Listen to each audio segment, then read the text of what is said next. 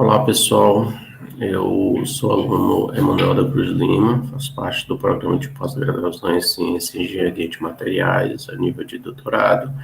Tenho como orientador o professor Dr. José Milton Elias de Matos.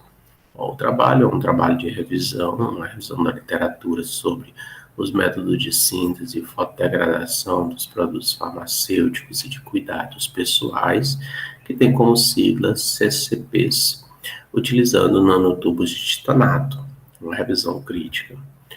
Bom, quando a gente fala nos PPCPs, que são substâncias persistentes que se destinam à saúde humana e de animais e fins médicos de uma maneira geral. Então, esses poluentes orgânicos, eles são classificados como... Aí você tem uma gama muito grande. Você tem a gama de antidepressivos, anti-inflamatórios, analgésicos, beta-bloqueadores, hormônios. Você tem os produtos cosméticos de uma maneira geral, como os creme dentais, protetores solares, perfumes. Então, todas essas substâncias que compõem os cosméticos e os medicamentos, eles são classificados como produtos farmacêuticos e de cuidados pessoais. Bom, e o trabalho, ele tem essa intenção de fazer um levantamento sobre os processos de síntese dos nanotubos de titanato, que é o nosso material que nós vamos utilizar, o material que a gente está trabalhando para analisar o processo de fotodegradação desses poluentes orgânicos e os principais métodos de síntese.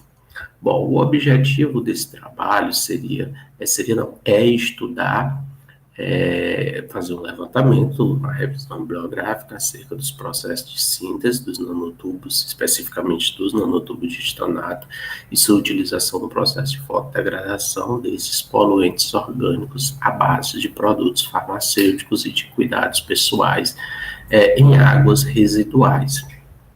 Bom, quando a gente estuda esses nanotubos, é importante que a gente saiba quais são as vantagens desse meu catalisador e quais as desvantagens dele, e quais os processos que a gente tem para sintetizar ele. Principalmente, a gente vai falar sobre as vantagens dele, que os nanotubos eles têm atividade fotocatalítica muito boa, né, que é baseado no TiO2, no óxido de titânio, especificamente o precursor anatase. Ele tem uma grande vantagem, que é o processo de troca iônica, e a gente vai entender mais à frente por que é um processo bom para os nanotubos de titanato. Ele melhora o processo de recombinação elétron-buraco, e ele vai aumentar, né, o processo de síntese. Ele traz um nanotubo onde ele vai ter uma área superficial considerável.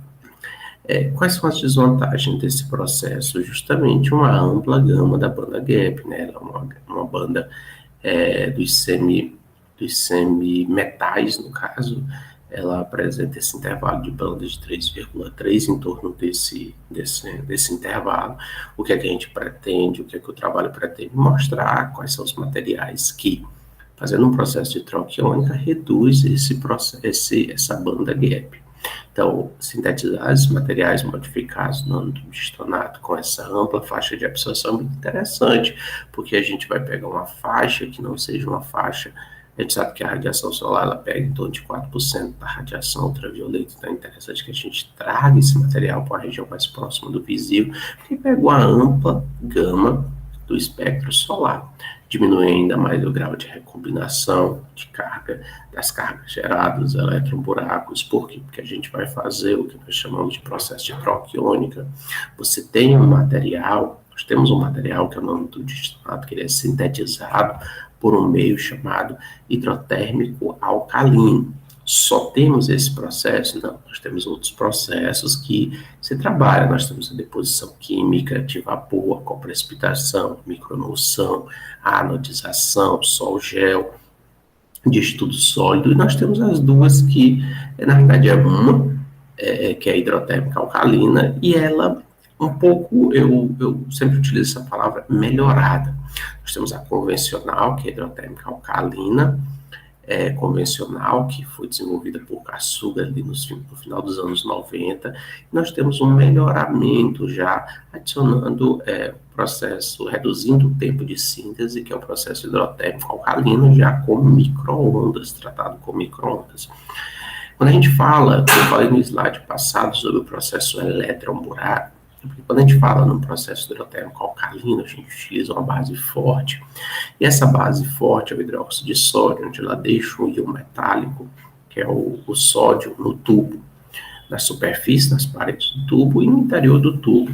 E o sódio, ele provoca a recombinação do elétron buraco, o que diminui o processo de fotodegradação. Então, quando a gente faz o processo de síntese hidrotérmica alcalina, seja ela convencional por micro-ondas, a gente, depois de fazer esse processo, a gente sempre, em geral, a gente faz um processo de troca iônica com íon metálico, de transição a uma terra rara, que são íons que diminuem esse processo de recombinação, que melhora essa gama de absorção desse material e o que melhora o processo de fotodegradação.